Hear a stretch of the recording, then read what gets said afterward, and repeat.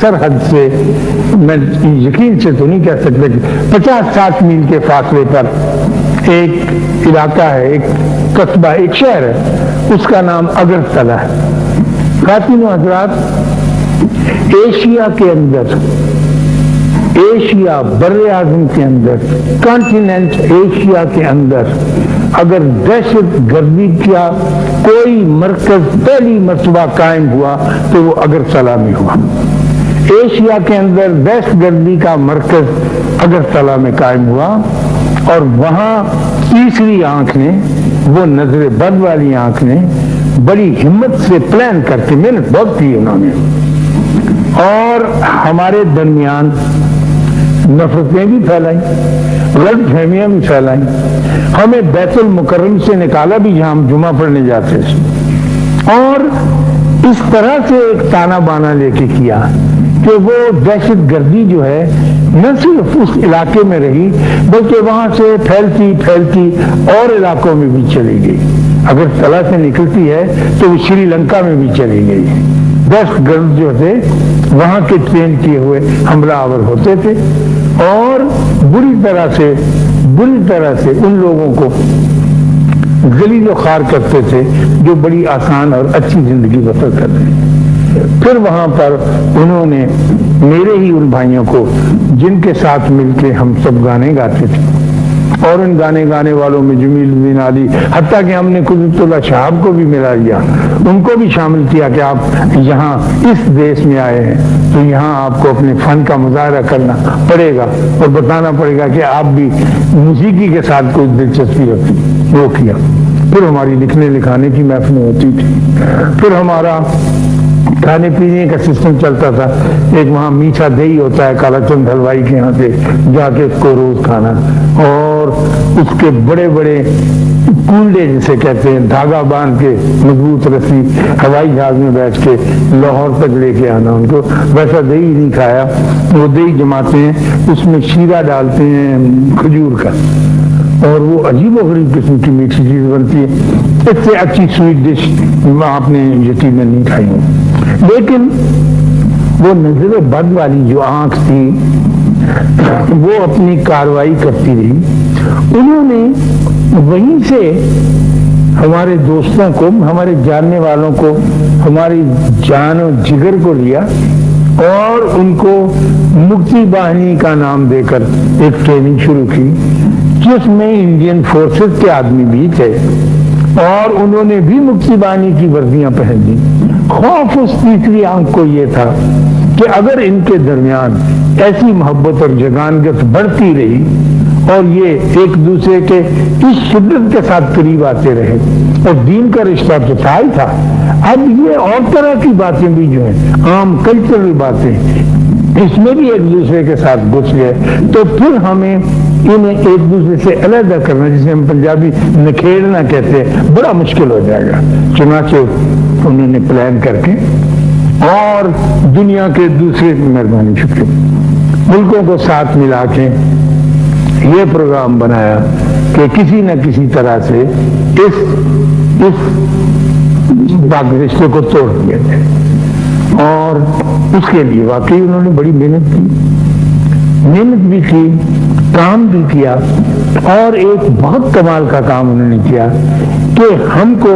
हमारी निगाहों में पामाल भी कर दिया, हमें अपनी निगाहों में शर्मिंदा भी कर दिया, सारा इल्जाम, सारा बोझ उठाकर हमारे ऊपर रख दिया। और आप सारा बोझ अभी तक उठा के फिरते हैं। आप उसमें जब बैठते हैं तो आप यकीनन ऐसी ही बातें करते हैं, ये उनका बहुत बड़ा कमाल है। और इस शर्मिंदगी ने किस तरह से आपके ऊपर असर डाला है और आपकी नफ्सियात पे डाला है, ये वो लोग बड़ी अच्छी तरह से जानते हैं। लेकिन ये लोग नहीं जानते, न एशिया के लोग न पाकिस्तान के, सिर्फ हिंदुस्तान के जानते हैं कि जो मरकज दहशतगर्दी का पहला अड्डा कायम हुआ वो कहाँ कायम हुआ और जहाँ से उसकी शाखें फूटी। चुनांचे जब आप दहशतगर्दी का नाम लेते हैं और दहशतगर्दी की बात करते हैं तो हमारे एशिया में एक ही मकाम था जहाँ से ये सोता फूटा, और जिस तरह से बबल करके पानी, ये पेट्रोल निकलता है, उस तरह से ये निकला और अब तक फैलता चला जा रहा है। और हैरानी की बात यह है اب یہ اللہ کے کام ہے، یہ سمجھ میں نہیں آتی بات، اور اس کے اوپر آدمی حاوی نہیں ہو سکتا کہ ایسا کیوں ہے۔ حیرانی کی بات یہ ہے کہ ہم جو مظلوم و مقہور ہیں، جن کے اوپر ظلم کیا گیا، خاتون حضرات، ساری دنیا میں پورا کرۂ ارض، سارے گلوب میں پاکستان واحد ملک ہے جو دہشت گردی کا شکار ہوا، اور جس کا ایک حصہ دہشت گردی کے زور پر اس سے جدا کیا گیا۔ اور وہ نظر بد جس کا میں نے آپ سے پہلے کیا تھا، وہ یوں ہی نہیں لگ جاتی، اس کے لیے خاص پروگرام پلان کرنا پڑتا ہے۔ اور ہمارے وہ گیت سارے جو اتنے مجتمع ہو کر، کبھی ہم بے سرے ہوتے تھے، کبھی سر میں آتے تھے، اور محبت میں ایک دوسرے کے ساتھ جفیاں ڈال کے ہم گاتے رہتے تھے، ان سے ملتے تھے، وہ سارے کے سارے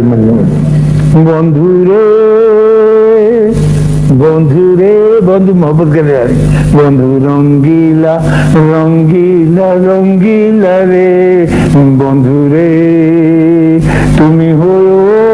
চাঁদ রে বন্ধু আমি গাঙ্গের পানি, জোয়ারে ভাটাতে হইবে নিতই জানা জানি রে বন্ধু নিতই জানা। کیا بتاؤں، یعنی گاتے ہم ایسے ہی تھے، ایسے ہی سانس ٹوٹتی، لیکن ہماری لے میں، سر میں، روح کے اندر ایک عجیب طرح کا استعمال۔ اب لوگ چلے پھرتے اور ابلاغ کا ایسا زور ہے کہ بہت سے لوگ میرے ملک کے سچ مچ یہ ماننے لگے ہیں کہ شاید پاکستانی جو ہیں یہ بھی دہشت گرد، ہم کو اتنا باور کرایا گیا ہے، اتنا بتایا جاتا ہے، ہر روز کیا جاتا ہے، اور ہم شرمندگی کی آنکھوں پہ اپنی لجاجت کا ہاتھ رکھ کر گھروں میں داخل ہوتے ہیں اور باہر نکلتے ہیں۔ یہ کیسے ہو اور کس طرح سے ہو، اور پھر کون سا ایسا گانا اور ترانہ گایا جائے کہ ہم کو اس بات کا احساس نہ رہے ہم ایک پوری بڑی قوم ہے اور بڑی زندہ قوم ہے، اور ہم نیوکلیئر پاور ہے، کچھ ایسے کمتر قسم کے لوگ نہیں ہیں۔ تو یہ کیسے کریں؟ کس بابے کو میں اب جا کر ملوں کہ یہ شکوک و شبہات میرے ملک کے بندوں کے دلوں سے نکل جائے اور ہمیشہ ہمیشہ کے لیے نکل جائے؟ تو مجھے ہالینڈ میں ایک ملے ہمارے دوست انڈین فرینڈ، میں نے کہا وہ جو ظلم تو تم نے کیا اور بڑی کمال چالاکی کے ساتھ اور بڑی ہنرمندی کے ساتھ کیا، لیکن یہ فن تم نے کس طرح سے ہماری اجتماعی زندگیوں پر اپلائی کیا کہ ہم خود کو چور سمجھنے لگے اور ہم خود کو ذمہ دار سمجھنے لگے، کہنے لگے بس یہ کمال اگر ہم آپ کو بتا دیں گے تو پھر ہمارے پاس کیا راز رہ جائے گا، ہم اب بھی کوشش کریں گے اور کرتے رہیں گے، اور جب تک ہم زندہ ہیں ہم آپ کو فلرش نہیں کرنے دیں گے۔ اس نے کہا یہ ہمارا منتہائی مقصود ہے، اور اس نے مجھ سے کہا، کہنے لگا کہ اگر پاکستان جغرافیائی طور پر ہندوستان سے دور ہوتا، انڈونیشیا کے قریب ہوتا، تو پھر ساری دنیا اس ملک کو دیکھ اور اس کی ترقی کی منزلیں طے کرتے ہوئے بھی۔ اب یہ ایسی جگہ پہ پھنس گیا ہے، اب ایک ایسے ظالم پڑوسی کے چنگل میں آ گیا ہے کہ یہ جسمانی طور پر تو شاید طاقتور رہے گا اور ہے بھی، لیکن نفسیاتی طور پر یہ اس شرمندگی سے نہیں نکل سکتا جس میں سے مبتلا کر دیا گیا۔ تو نظر اور نظر بد کے کئی پہلو ہوتے ہیں، میں وہ جو نہیں مانا کرتا تھا اور میں اس کو تسلیم نہیں کرتا تھا، اور میں اپنے ماتھے کے اوپر جو کالک لگتی تھی وہ نہیں مانتا تھا۔ چٹاگانگ میں معز الدین شاذلی ایک بزرگ تھے، دریائے ہگلی کے کنارے کٹیا ڈال کے رہتے، تو ہم سب ان کو سلام کریں گے، ایک بزرگ والا۔ اس زمانے میں نہیں مانتا تھا ان بزرگوں کو، جنگ سے 30 سال کی عمر میں کب مانتا ہے آدمی، لیکن ہم سارے گئے، وہ ملے بڑی محبت سے، سوکھے دبلے سے تھے، तिनकों की इनकी वो थी झोपड़ी, उसके ऊपर पत्ते बड़े बड़े शपला के लगाए हुए थे, बैठे थे। खूबसूरत उनका अंदाज था और रूहानी ताकत उनमें नजर बातें करते रहे हमसे 50-60 मिनट दीन की, ईमान की और यकजहती की। बाकी आइंदा प्रोग्राम में बहुत शुक्रिया।